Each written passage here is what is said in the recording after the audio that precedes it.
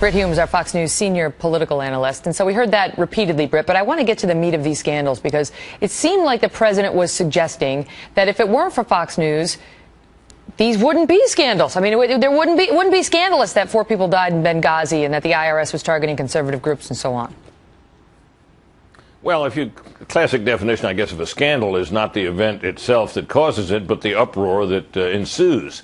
And I suppose his point is that if we wouldn't keep reporting on this or trying to, that it would all blow away, and that would be the fair outcome. But clearly, Megan, as you've heard in the previous reports, there remain unanswered questions about just what happened in the IRS case. That's presumably why it's still under investigation. There are certainly unanswered questions about what happened with regard to Benghazi, including what exactly the president himself did on the night of the attacks, what he said to whom. And there are also questions that Bill O'Reilly tried to get answers to, for example, about what Leon Panetta told him on the day of the event itself. So there's plenty out there for news people to remain curious about. It's certainly not Fox News' fault that not all news media have been as curious about them as ours has. And listen, on the IRS, targeting thing, the left likes to say, well, progressive groups were targeted as well. And there is some evidence of that. But the facts show that 7 progressive groups were targeted, 104 conservative groups were targeted.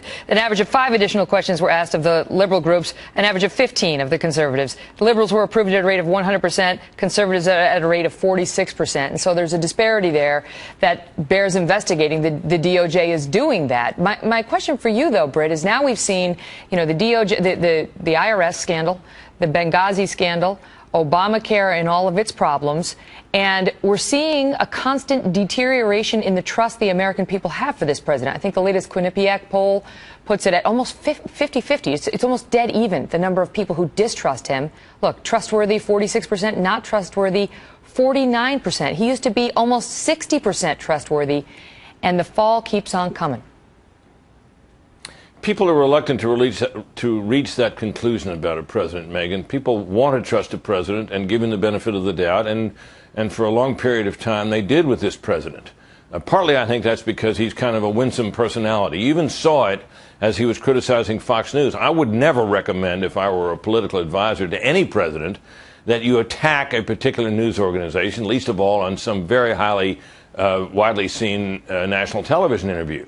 But he did it with a certain good-humored way about him and with a smile on his face and so on. But I think it is a sign of the times that he is facing these questions about his trustworthiness. He's now taken to attacking the media. The thing he said that struck me as being sort of most absurd was when he said that, he didn't know what we were going to do, we at Fox News, after he was gone.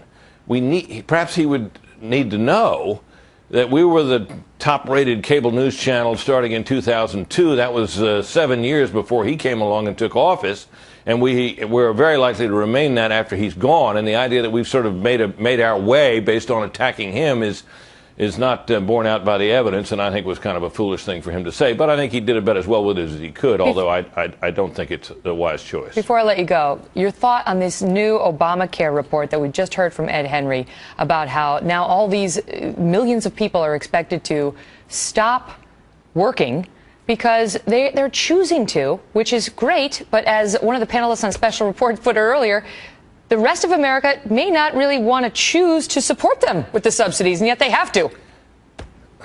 Well, but basically what this says is that whatever employers may decide to do to get around Obamacare, and whether or not they decide to drop workers or to cut back people to part-time hours, whatever they decide, employers, there's a whole other side of the equation, and that's the workers themselves. And this report plainly asserts that in a much larger way than the CBO had originally thought, Obamacare is going to discourage work. Now, here we have an economy struggling to really find its footing and get going on the kind of robust recovery we've all long been hoping for. And here comes a program espoused by the president that, at least at the lower income levels, it says will discourage work. That is not good news for the economy. And I don't think it will be seen as good news by anybody.